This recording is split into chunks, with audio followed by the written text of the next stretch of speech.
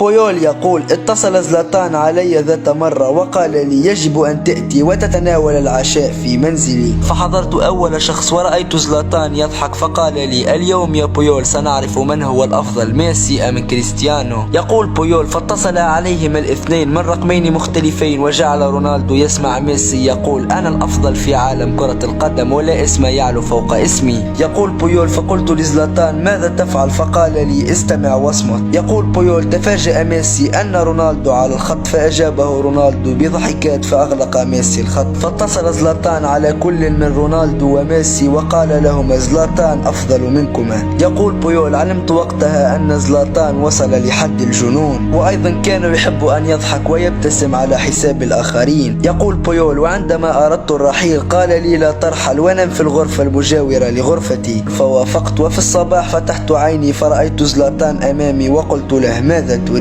يقول بويول: فقال لي: ادفع إيجار النوم. يقول: فدفعت له ثمن الأجرة وقلت له: أتمنى أن تصبح بكامل قواك العقلية ذات يوم.